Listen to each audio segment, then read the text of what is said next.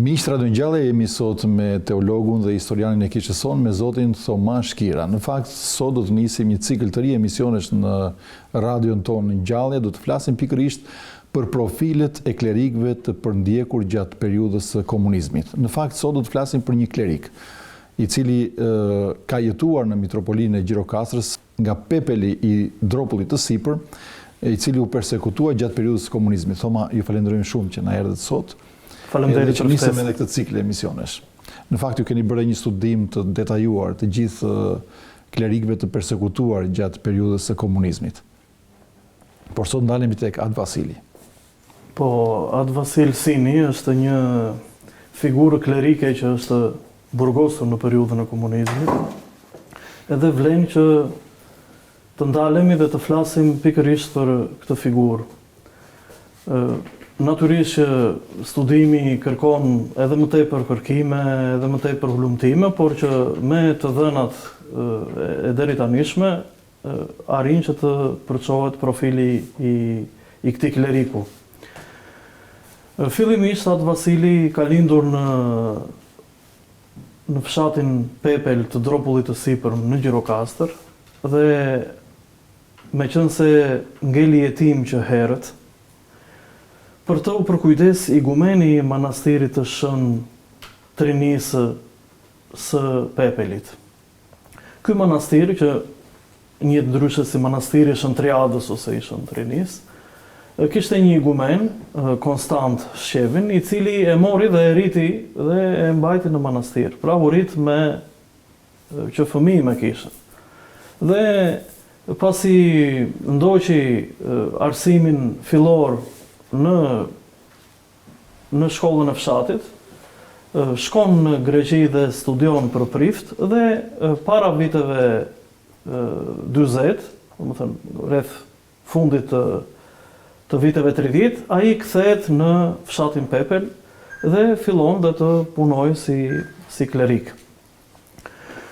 Në periudhën e instalimit të regjimit komunist, ai u akuzua se bënte për agitacion e propagandës, sikur bënte veprime agjenturore dhe priste diversantët apo në lidhje me këtë akuzë, dhe u dënua 8 vjet, u arrestua në vitin 1947 dhe bëri 8 vite të plota burgimi.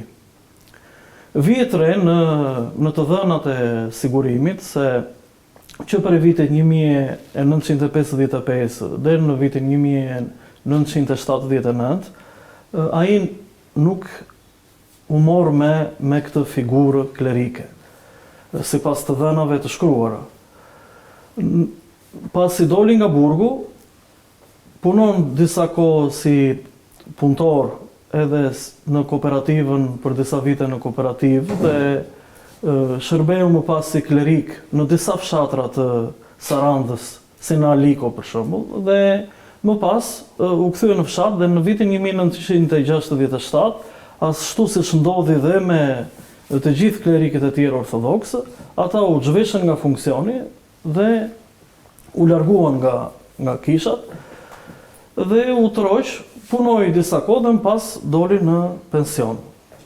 Papa Vasil Sini kishte lindur në vitin 1897 dhe pas ndalimit të besimit bëhet fjalë që ishte në një moshë relativisht të rritur. Dhe ndodhi me të që mjaftoi që një prej bashkëfshatarëve të vet të shkonte dhe të bënte një deklaratë në vitin 1979, pra kur ai ishte në moshën 82 vjeçare, dhe kjo mjaftoi që organet e sigurimit të hapnin një procedurë të re dhe ta merrnin në kontroll operativ. Me frikën se mos reaktivizonte, se të thuash agjenturën. Po cili ka qenë përmbajtja e kësaj deklarate? Përmbajtja e kësaj deklarate ishte se pasi shkon në shtëpinë e një bashkëfshatari dhe i kërkon që t'i qepte një kapele, ai thotë që nuk kam copë për këtë gjë. Dhe ai thotë, po merr një copë provizore dhe pastaj do vi të bëj një kapele të re dhe më të mirë. Dhe Roba Qepsi i thotë që unë nuk kam, thotë, copë, po më jep rason tënde të vjetër dhe kjo bëhet fjalë në fundin e vitit 1979. Kur ishin mbyllur. Kur ishin mbyllur, domethënë. Dhe i thot më jep raston tënde të vjetër dhe unë do ta përdor për këtë gjë. Edhe i thot Papa Vasili që unë nuk ta jap raston, thot, sepse e dua. Po për çfarë do, thot, për të ta vënë në varr? Dhe ai i thot jo për ta vënë në varr, por për ta veshur i gjallë.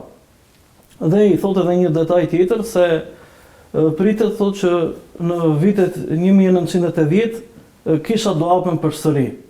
Pra pati guximin që të shprehte besimin e tij, po njëkohësisht të shprehte i lirë mendimin e tij dhe njëkohësisht të fliste edhe për hapjen e kishave.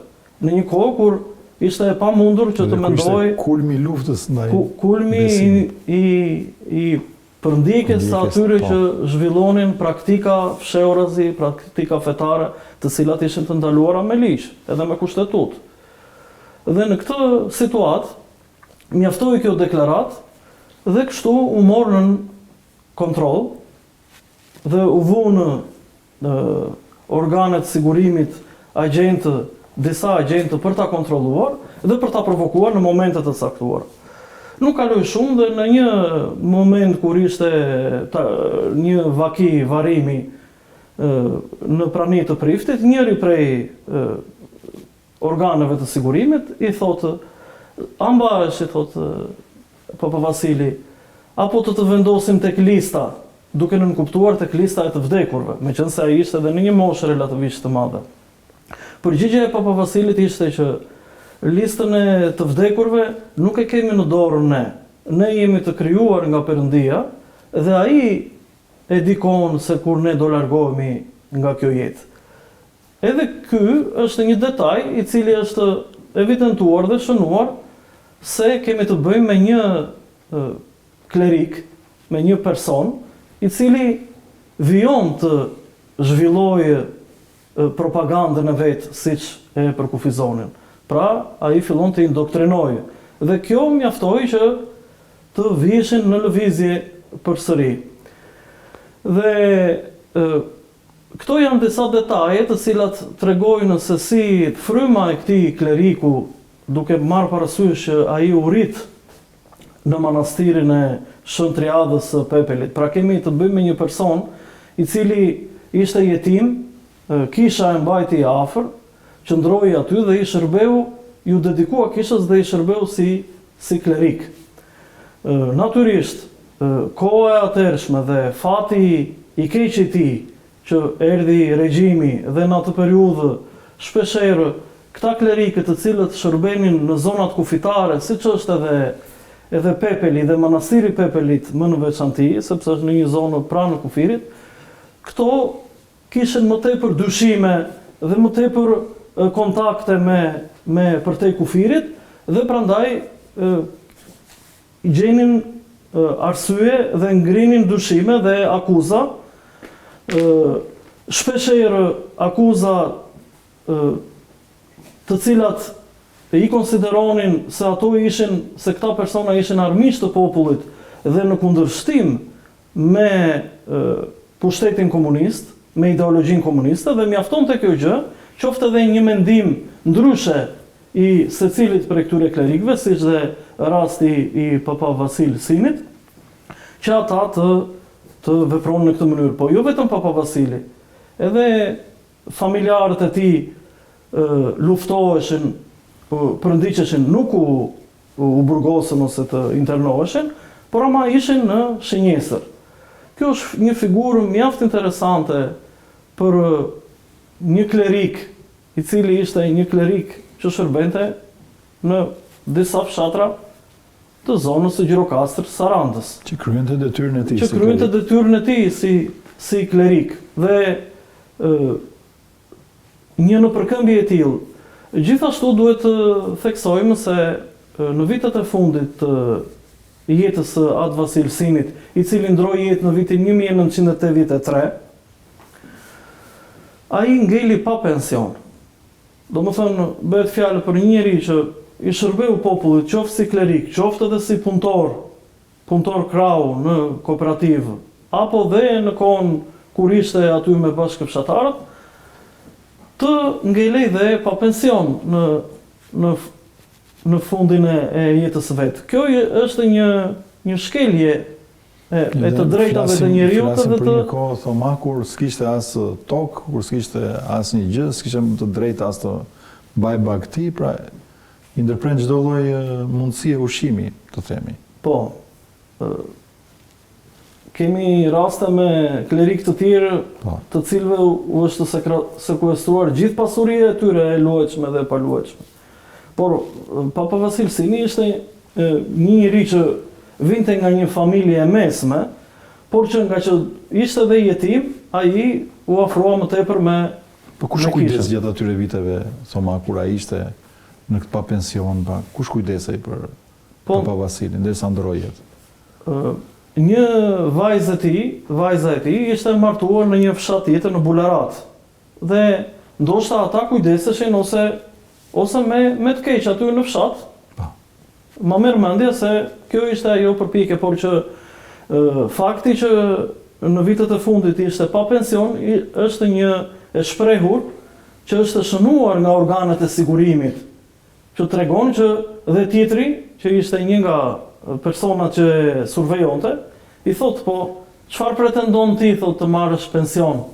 Kur kemi dhe filan një person tjetër, që ishte një tjetër bashkëfshatar, që ai meriton më shumë se ty pension dhe nuk e ka marrë, pse ti pretendon të marrësh dhe ti pension? Në një kohë kur ai i kishte kryer ato vitet e punës, pavarësisht se ishte burgosur. Dhe këto janë të dhëna të cilat lidhen me këtë profil kleriku të përndjekur, i cili është një disident, të themi, i asaj periudhe, dhe është njëkohësisht jo thjesht një kundërshtues i regjimit, por një person i cili e dëshmoi besimin e tij në çfarëdo lloj kushti, edhe në kushtin kur ishte i burgosur apo edhe në kohën kur ishte i ndaluar besimi. Ai kërkoi dhe shprehu vullnetin që do vi momenti që duhet të hapen kishat ose kishat do të hapen, dhe kishte frikë se a do të arrinte të meshonte përsëri, gjë që dhe nuk e arriti dot. Pra, Toma, kemi në të dhënë gjatë periudhës kur ishte në burg, ku burgos Atë Vasili? Atë Vasili u burgos në burgun e Burelit. Në Burel edhe Papa Vasili. Që bëhet fjalë për një nga burgjet që më famkeqe të asaj periudhe. Dhe Spaçi, Bureli ishin dhe burgjet të tjera, por që bëhet fjalë që hoqi. Dhe natyrisht, në atë kohë kur dëshironte sigurimi që të rizgjonte, si të thuash, edhe të ktheheshe vëmendje, domethënë nga një iç mosgjë, mund ndodhi që nga një fjalë goje që ajo ishte bërë në privat, të arrinte dhe të dyshoj se kur ky person tani në një moshë 80 vjeçare dhe duke i kaluar të 80-at, do të merrej me veprime agjenturore që do të cënonin, si të thuash, sigurinë e abdheut dhe të pushtetit. Ndërkohë që Papa Vasili bënte detyrën. Ndërkohë që Papa Vasili ishte një njeri që në atë periudhë ishte ndaluar së funksionuari si klerik, ishte në moshë pensioni, ishte një pensionist dhe ishte lënë edhe pa pension. Pra, këto përsa i përket Papa Vasil Sinit. Edhe diçka, thoma, gjatë kohës kur ai u kthye nga burgu, ka të dhëna, ke gjetur të dhëna për shembull që ai të vijonte me pagëzime, siç kemi dëgjuar për historitë e klerikëve që vazhdonin sërish shërbesin e tyre, por siç persekutimin edhe përndjekjes që bënin dhe nga sigurimi i shtetit. Sigurisht, siç e përmenda edhe pak më sipër, pas vitit 1955 kur ai e kreu burgimin, dënimin që morin atë kohë. Padrejtisht. Ai për disa kohë punoi jo si klerik, po më pas u pranua dhe shërbeu si klerik deri në vitin 1967 në disa fshatra. Domethënë, ishte përsëri në aktiv me punën e tij si klerik brenda kishës. Dhe gjatë tyre viteve, apo s'kemi të dhëna? Për gjatë viteve që ishte pas 67-ës. Po.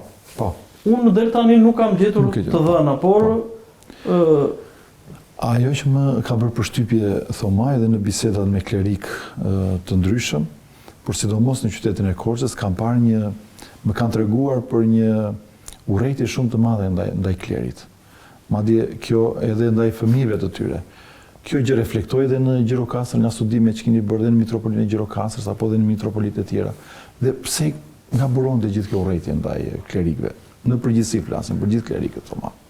Në përgjithësi figura e klerit ka qenë e goditur dhe stigmatizuar, edhe e paragjykuar. Domethënë duke ditur edhe historikun se si u përndoqën komunitetet fetare në Shqipëri dhe u likuiduan tërësisht, kjo tregon edhe figurën, por para se të ndodhte ky shkatrim tërësor, ky likuidim total, filluan që në popull të krijonin artificialisht një urrejtje ndaj figurës së klerikut, duke i konsideruar si klasa shfrytëzuese të së kaluarës. Dhe filluan edhe jo vetëm në këto zona që ishin në Korçë, Gjirokastër, po dhe kudo edhe në Tiranë, talleshin klerikët ose kishte edhe në publik.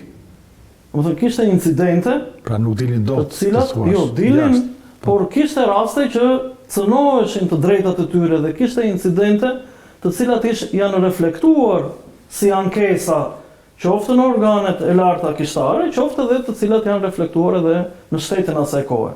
Si një ankesë që pse po na në përkemben klerikët në këtë mënyrë. Dhe duke qenë në këtë situatë, natyrisht edhe siç e thashë që zonat të cilat ishin pranë kufirit, duke menduar edhe duke pasur edhe më tepër kontakt, se të thuash edhe frika, edhe natyrisht edhe dinamikat historike, jo një provokacion këtu, jo një provokacion aty, krijonin tensione dhe natyrisht këtë presion dhe këtë goditje natyrisht do ta merrnin njerëzit të cilët ishin më të besuar dhe që ishin më të pranuar në popull. Dhe aq më tepër kur kemi të bëjmë me rastin e klerikëve, të cilët nuk pranuan të nënshtroheshin kushteve të atij regjimi, por që vijuan brenda individualitetit të vet, përsëri të ruajnë dëshminë e besimit dhe ta përçojnë këtë në momente të caktuara, se nuk është se kleriku në rastin tonë të atë Vasil Simit dilte hapur aty në publik edhe bënte provokim ose donte të shprehte besimin për të goditur ose për të krijuar një disidencë të hapur. Kanë qenë momente që duke marrë parasysh materialet e shkruara, kanë qenë momente që atë e kanë pyetur vetë. Domethënë, nëse shkon tek një fetar ose tek një klerik, i cili gjithë jetën i ka shërbyer Zotit, edhe ti thuash që a beson ti, natyrisht dihet se cila është përgjigje, që ai beson. Dhe ose ti thuash diçka ndryshe nga bindja e tij. Por jo se ai doli vetë bënte provokim. Dhe këto mjaftonin, këto raste sporadike që tregojnë realisht formimin dhe besimin e fortë të këtij profili, të kësaj figure klerike, siç është Papa Vasili në këtë rast. Dhe në përgjithësi klerikët bëheshin provokime ndaj tyre. Natyrisht, në atë periudhë kishte edhe klerikë të cilët nuk trazoheshin. Ose ndonjë prej tyre mund të ishte edhe bashkëpunëtori i sigurimit. Kemi raste të cilat, por ama zakonisht është bërë një politikë për të goditur disa prej tyre me qëllim që të rritej tmeri dhe të fusin një frymë frike në pjesën tjetër, jo vetëm të klerikëve, po dhe të popullit. Dhe kjo ka bërë që të krijohet një acarim prej vit pas viti dhe ngjarje pas ngjarje, dhe ajo stigma nuk ka qenë vetëm për klerikët, ka qenë natyrisht dhe për familjarët e tyre. Po. Shpeshherë ata që goditeshin më shumë. Kjo ka qenë vuajtja më e madhe në fakt. Kemi raste për shembull që ka qenë një klerik që u varatis, dhe u futu në burg fëmijët e tij ose për t'u hakmarrë, regjimi fuste fëmijët në burg dhe jo vetë klerikun. Pavarësisht se në pamje të parë përplasjen e kishte me qëndrimin stoik të vetë klerikut. Kjo është ai qëndrimi dhe si të thuash vija politike që është ndjekur, që për një kategori ata kanë dashur që ta godasin me çdo kusht. Pavarësisht bindjeve të tyre fetare apo të ndonjërit edhe politike kundër regjimit komunist. Thoma, në fakt, unë ju falenderoj shumë për mbledhjen e këtyre dokumentave që na i sollte, na i bët publike dhe për të gjithë dëgjuesit e Radios Ngjallja, dhe ndoshta kam një kërkesë të veçantë, sepse ne sigurisht do të jemi së bashku, do vizitojmë edhe fshatin Pepel dhe ndoshta do të dëgjojmë edhe vendin ku prehet Papa Vasili, por dua që edhe nga familjarët apo njerëz që e kanë njohur, ata që jetojnë në Pepel, dashamirës, miq që kanë të dhëna në lidhje me Papa Vasil Sinin, ju lutemi që të na kontaktoni, të na shkruani te Radio Ngjallja, sepse bashkë me Thomaj dhe bashkë me stafin tonë të radios ne kemi marrë përsipër që të sjellim pikërisht dhe të nxjerrim në dritë jetët e këtyre etrëve të veçantë, por njëkohësisht edhe të martirëve të kishës sonë. Këta janë martirë të kishës të cilët ne jo vetëm do i evidentojmë, por edhe duam që të nxjerrim sa më të plot edhe profilin e tyre. Prandaj do i lutem shumë të na shkruani në Radio Ngjallja, i keni kontaktet, ndoshta në email ose numrat tanë telefonit, dhe neve bashkë me stafin tonë do të vijmë edhe nga afër të kontaktojmë dhe të gjejmë aty ku jetoni, por që jo vetëm për Papa Vasilin, por për çdo klerik të persekutuar, pra cili do që ka të dhëna, ju lutemi shumë që të na kontaktoni. Thoma, unë ju falenderoj shumë. Faleminderit, doja të shtoja këtu dhe një të dhënë që kur ka ndruar jetë Papa Vasili Sini, është varrosur në kishën e Shën Athanasit në Pepel, aty ku e ka varrin dhe sot. Po natyrisht, ne kemi nevojë për material fotografik ose të dëshmi të personave që e kanë njohur. Që e kanë njohur, është shumë e rëndësishme. Ju falenderoj për të krijuar një tablo të plot edhe të këtij personaliteti. Miq Radio Ngjallja, pra kemi nisur me zotin Thoma pikërisht këtë cikël emisionesh në lidhje me profilet e klerikëve të persekutuar gjatë regjimit ateist. Miru dëgjofshim në emisionet e tjera.